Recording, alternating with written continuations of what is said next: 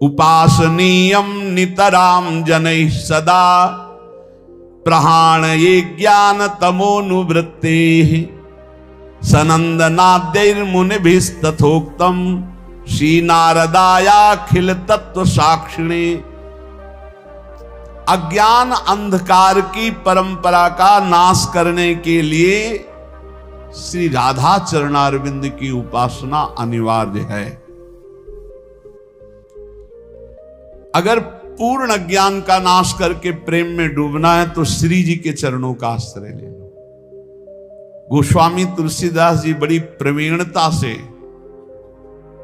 श्री जानकी जी के चरणों में देख, जब किसी को विशिष्ट प्रेम मिला है प्रभु का तो प्रभु की प्रियतमा से ही प्राप्त हुआ है।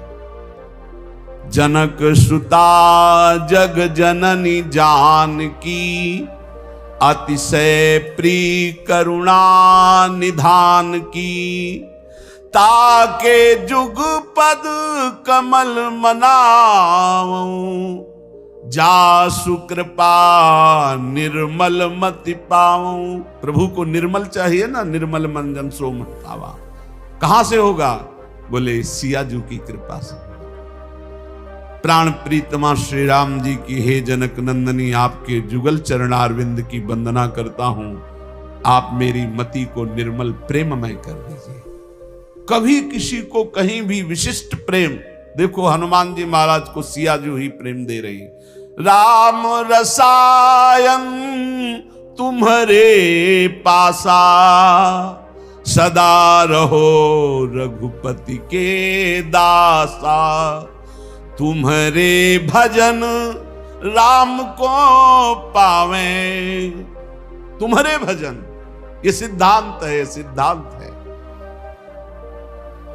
बोले अपार अज्ञान अंधकार का नाश करके परम प्रेम प्रकाशित यदि हृदय में करना है तो श्री जी के चरणों का आश्रय लो। राशेश्वरी, सर्वेश्वरी, निकुंजेश्वरी श्री लाडली जी, जो इनकी उपासना करता है, सनंदन आदि महामुनियों ने, तत्वज्ञाताओं ने यही उपदेश किया है। नारद जी आदि ने, सनक सनंदन सनातन सनत कुमार और तत्वज्ञानियों ने यही उपदेश किया है। इनकी कृपा के बिना शुद्ध तत्वबोध होना, प्रेम प्राप्त होना, यही एक स्वरूप से आत्मविद्या के रूप में विराजमान है। बिना श्री जी की कृपा के न बोध होता है न प्रेम होता है। नान्या गति कृष्ण पदारविंदात् संदृश्यते ब्रह्म शिवादि वंदितात् भक्तेच्छयोपत्तसु चिन्त्य विग्रहा दचिंत शक्ते रविचिंत शासयात्। ब्रह्मा शिव आदि देवेश्वर भी जिनकी वंदना करते हैं,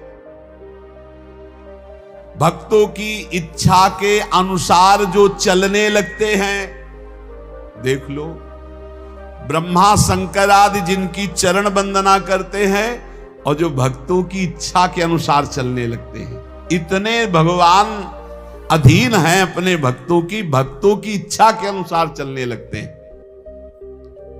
आप सोचो ना, ये कैसे हो सकता है कि सारथी के पद में वो बैठे हुए हैं जिनके चरण रखने की चौकी को भगवान शंकर ब्रह्मादि नमस्कार करते हैं। ध्येयम सदा परिभवग्नम अभीष्ट दोहम तीर्थास्पदम शिव विरंचिनुतम शरण्यम।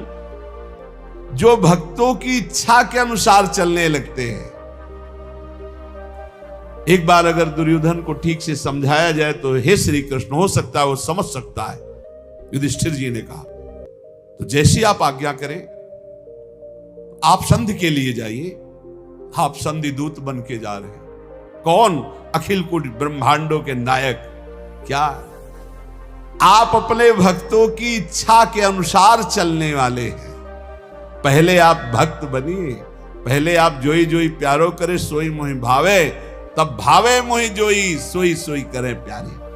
परम सुंदर, परम चिंतन करने योग्य, परम सुंदर लीला शरीर धारण करने वाले अचिंत शक्ति संपन्न प्रभु अब तो आपके चरणारविंद के सिवा हमारी कोई दूसरी गति नहीं है। कृपास्य दैन्यादियुजि प्रजायते यया भवेत प्रेम विशेष लक्षणा भक्तिर्हनन्याधिपतेर्महात्मनः साचोत्तमा साधन रूपिका परा।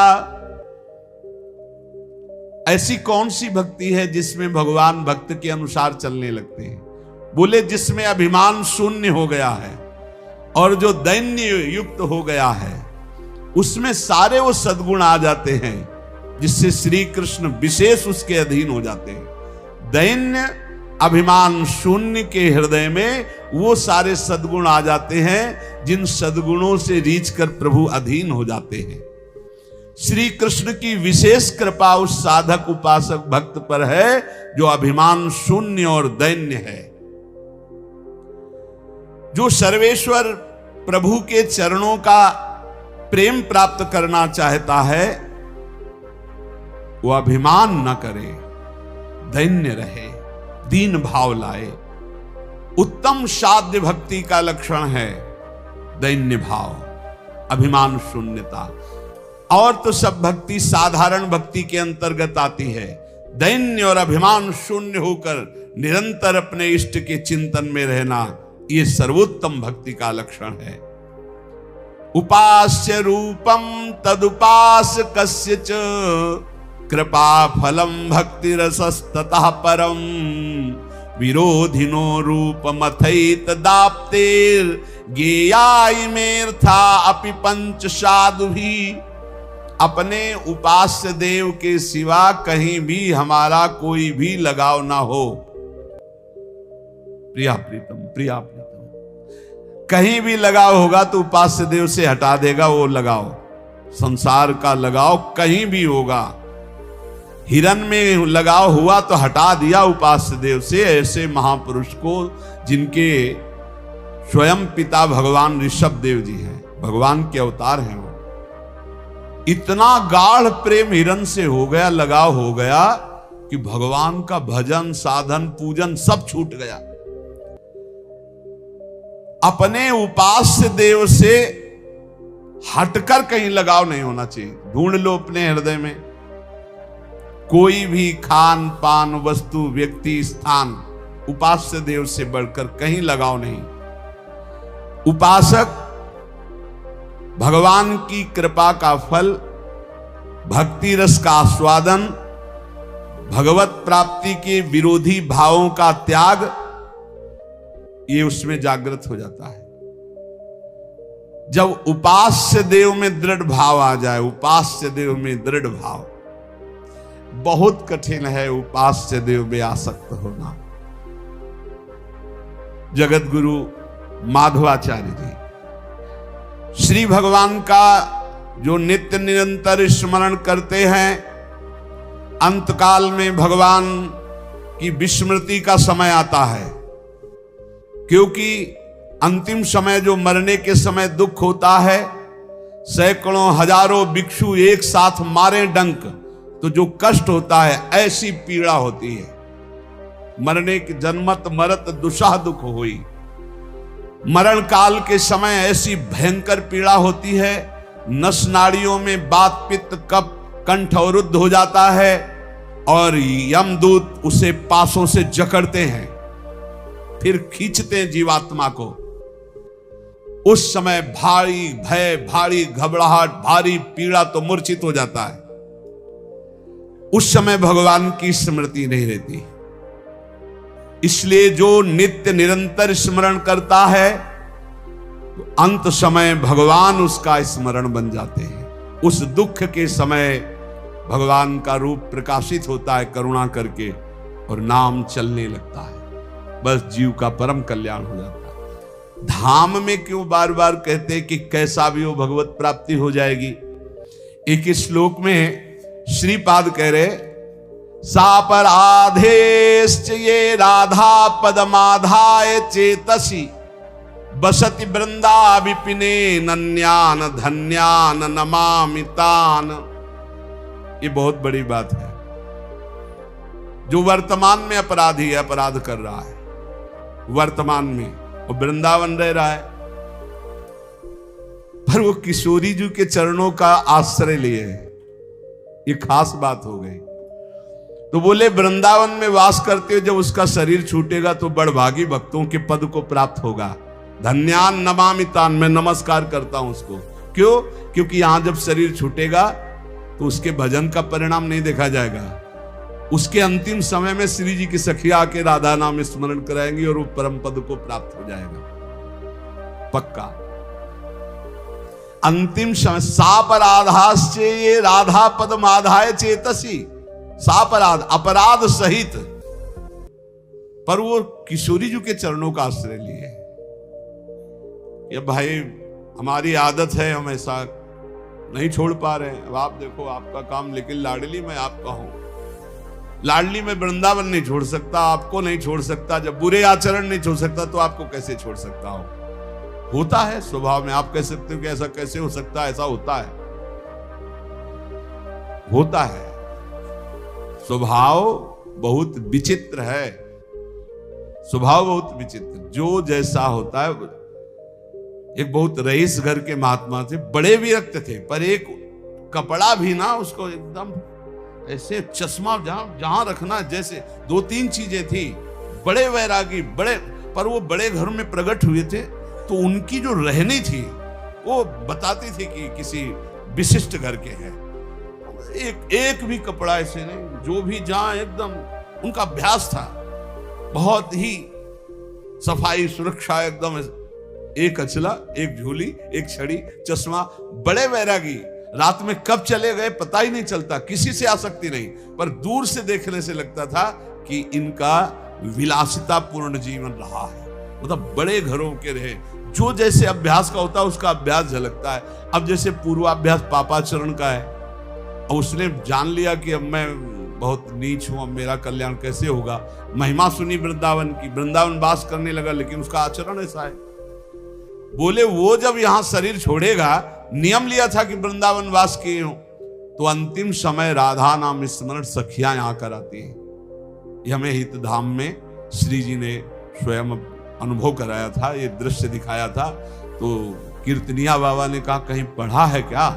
उस समय वो सत्संग में आते थे। ऊपर गए कुटिया में, कहा एक प्रश्न है कि आपने आज नई बात हमें बताई कि जब यहाँ शरीर कोई छोड़ता है वृंदावन में, तो वृंदा सखी के आदेश से सखियां राधा नाम सुनाती हैं।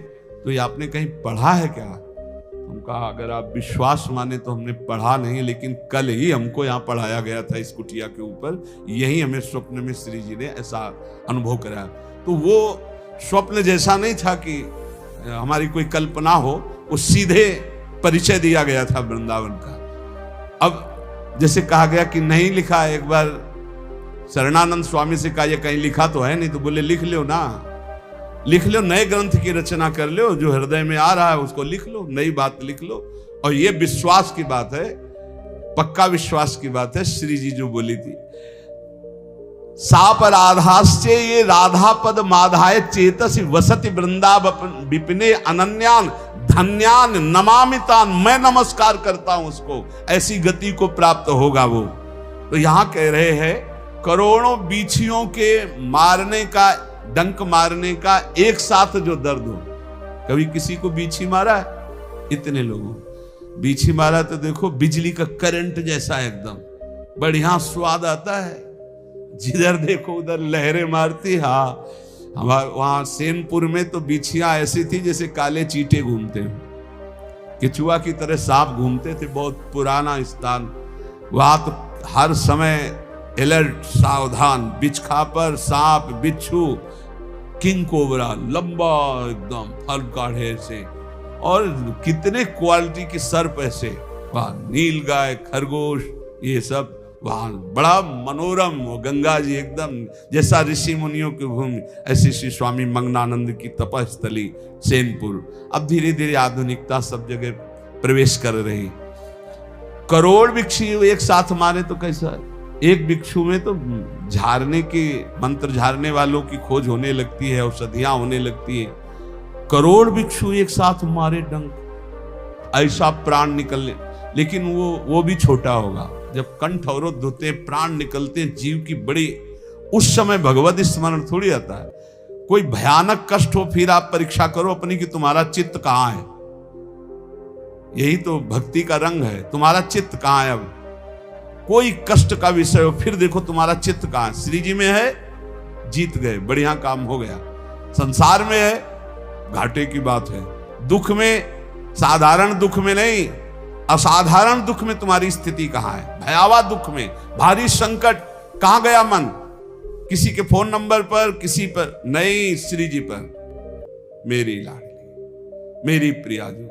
ये अभ्यास आपको अंतिम समय बहुत बढ़िया काम करेगा। अगर जीवन भर भजन कर रहे हो तो अंतिम समय जब तुम्हारी बेहोश स्थिति होगी, उस समय भगवान तुम्हारा होश बन जाएंगे, प्रिया जी तुम्हारा होश बन जाएंगे और स्मरण चलने लगेगा। सब दुखों की स्थिति कर्मानुसार होती है। श्रीमन माधवाचार्य जी, सब दुखों को भोगना अनिवार्य है। जो प्रारब्ध बन चुका है कोई नहीं काट सकता। इसीलिए हम कहते हैं पाखंड में मत फंसो, ये आचार्यों की बातें समझो। शास्त्र रख के इसीलिए सामने चर्चा करते हैं कि शास्त्र में जो लिखा है, आचार्य जो कह रहे हैं, आचार्य भगवान ही कह रहे हैं। कोई जंतुर मंतुर टार सकता है भला? भगवत ऋषि जी कह रहे हैं, आचार्यों की बात समझो। अनहोनी नहीं होई कछु, होनी मिटे न कोय। देखो सीता दशरथ अति समर्थ तहां दोए। महापुरुष जन लिखे, सुनो ध्यान से। अनहोनी नहीं होई कछु, होनी मिटे न कोय। देखो सीता दशरथ अति समर्थ तहां दोए। अति समर्थ तहां दोए, राम भरता वशिष्ठ गुरु। बोले देख लो, जो होनी होना है वो हो के रहेगा, कोई पैदा नहीं हुआ कि टाल दे। इसीलिए हम चिल्ला चिल्ला कहते कि ड्रामे में मत फंसो, नौटंकी में मत फंसो। होनी जो होगी उसे कोई टाल नहीं सकता। बोले अति समर्थ हैं भगवान श्री राम। 14 वर्ष का वनवास होता है और सीता जी का अपहरण होता है, और समर्थ भगवान को विलाप करते हुए देखा गया। हे खग, हे मृग, हे मधुकर श्रेणी, तुम देखी सीता मृग नैनी। हा सीते, कहां हो तुम? सीता जी का हरण हुआ समर्थ पति श्री राम जी, ये विधान है उनका। दशरथ जी का मरण हुआ समर्थ गुरु वशिष्ठ जी। सब विधान रचने में सर्व सामर्थ्यशाली वशिष्ठ जी। समस्त योग, ज्ञान, भक्ति सबके आचार्य वशिष्ठ जी। कोई साधारण महापुरुष। कौशल्या जी का वैधव्य हुआ। कौशल्या जिनके पुत्र राम, उनको वैधव्य हुआ। जिनके पति राम, उनका अपहरण हुआ। और कौन समर्थ हो सकता है इस त्रिभुवन में? इसलिए अनहोनी नहीं होई कछु, और होनी मिटे न कोय। दूसरा उदाहरण दे रहे हैं। यदुवंशिन को नाश भयो, देखत परमेश्वर। देखते देखते भगवान के नाश हो गया यदुवंशियों का। बाएं जंघा पर दाया चरण रखे, पीपल की उसमें ऐसे बैठे हुए, सामने युद्ध हो रहा है। करोड़ों यदुवंशी आपस में कट कट के मर गए, मुस्कुराते रहे। होना है वो, होनी होनी है। क्योंकि होनी का इन्हीं के अंदर से संकल्प बनता है। कैसे इसको समेटे? तो सांब जी के हृदय में आया। सब 9 युवक थे कि बाबा लोगों को कुछ समझ में आता है, कुछ है कि ऐसे ही जट्टा बढ़ाए घूम रहे हैं, क्या करें? बोले देखो इनकी परीक्षा ली जाए। तो सांब को दुल्हन बनाया और उनके पेट में ऐसे कड़ा बांध दी ऐसे, और धीरे धीरे पकड़कर सब सहेलियां बन के गए और दंडवत किया। बोले स्वामी जी ये नववधू गर्भवती है, क्या होगा इसके? बोले बेटा इसके वही होगा जो तुम्हारे कुल का नाश करेगा। तो ब्रह्म ऋषि और तत्काल इतना बड़ा मूसल निकला, किसी से सलाह नहीं ली, डर कर गए और महाराज उग्रसेन से कहा कि ऐसा ऐसा गलती हो गई। तो उनका ऋषियों का शाप तो भयंकर होता है, क्या किया जाए? बोले इसी को घस घस के समुद्र में फेंक देते हैं, इसी से श्राप हुआ है पूरा घस। एक छोटी सी कील बची, उसको मछली खा गई। वो कील व्याध ने अपने बाण की नोक में चढ़ाई, वो भगवान के चरण, भगवान से लेकर के पूरे यदुवंशियों का मेटिया मेट ये उन्हीं के संग। किसी ने सलाह नहीं ली थी भगवान से कि सांप हुआ है तो क्या किया जाए, क्योंकि उन्हीं बोले जो होना है उसे कोई टाल नहीं सकता, जो नहीं होना है वो हो नहीं सकता। यदुवंशियों को नाश भयो देखत परमेश्वर, परमेश्वर श्री कृष्ण के देखते देखते यदुवंशियों का नाश हो गया। और बोले अब परीक्षित का समय आया गिरने का। तो परीक्षित उर्ब्याल मृतक पहिरायो मौनी, वो मौन समाधि में थे, इनकी बुद्धि इतनी खराब हो गई कि मरा सर्प उनके गले में डाल दिया। तो श्रृंगी ऋषि ने साप दिया 7 दिन में तक्षक काटेगा। कोई रोक पाया? बड़े बड़े ब्रह्म ऋषियों की सभा, बड़े बड़े सब, कोई रोक पाया? इसीलिए आजकल के हमें तो सब बस इतना ही कि सबके चरणों में प्रणाम है, भगवान के स्वरूप है, पर राम कृष्ण हरि भजो, नाम जप करो, भगवान की आराधना करो, इनके नाटक में मत फंसो। कलयुग का ऐसा प्रभाव बढ़ता चला जा रहा है कि सत्य मार्ग ढक, इनसे बढ़कर कोई समर्थ है? हम कह रहे हैं कि लघु शंका का वेग नहीं रोक सकते, डकार नहीं रोक सकते, अपान वायु नहीं रोक सकते, होनी को रोक दोगे, होनी को रोक दोगे। ऐसे ऐसे महात्मा देखो, ऋषियों ने बताया कि महाराज अब तो सब ऋषि खत्म होते चले जा रहे हैं। बोले वो 2 राक्षस हैं, वो अपने एक भाई को रांध करके खवा देता है गुप्त रूप से, समझ में नहीं आता, ऋषि जन खा जाते। तब फिर वो बुलाता है वातापी, तो सबके पेट फाड़ करके वो आ जाते हैं। वो अगस्त्य जी ने कहा महात्मा नहीं मरेंगे, अब हम चल रहे हैं। वो रोज महात्माओं का निमंत्रण करता था, इस तरह से महात्माओं को मारता था।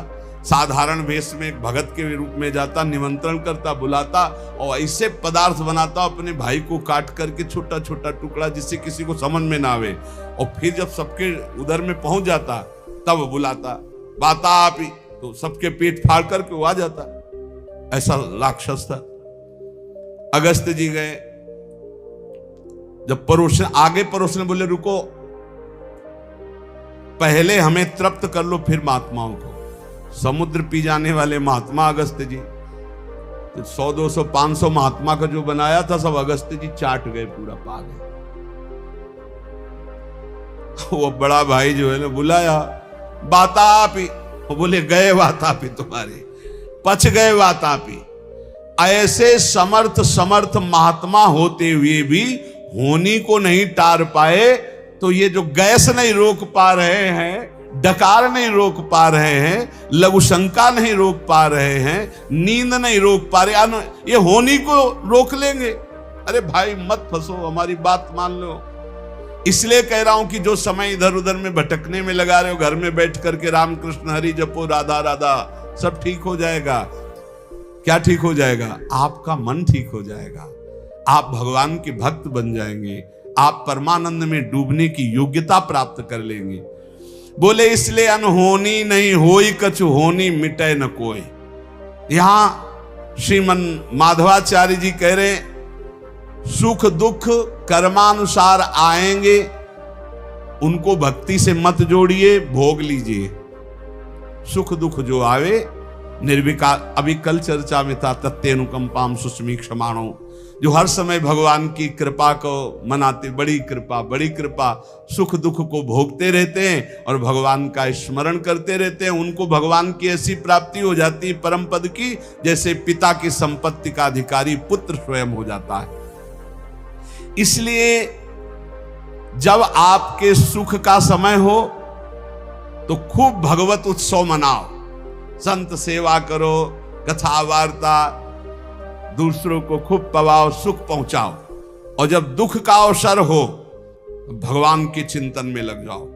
किसी को भी साहेब अपने दुख की बात मत सुनाओ, केवल श्री भगवान से बात करो तो तुम्हारा दुख का समय निकल जाएगा। दुख का समय निकलता है भगवत चर्चा से, भगवत चिंतन से, बहुत आनंद में। शास्त्र सम्मत धर्म मार्ग में अटल रहो। कोई भी कर्म करते समय बड़े दीन भाव से भगवान का स्मरण करो। कर्म करने के पहले भगवान का स्मरण करो, कर्म पूरा होने के बाद भगवान को समर्पित कर दो। सबके गुरु, सबसे बड़े, सबके माता पिता एकमात्र श्री भगवान हैं। जो कर्म करते समय भगवान का स्मरण करता है, अपने कर्म भगवान को समर्पित कर देता है, वो भगवान को प्राप्त हो जाता है।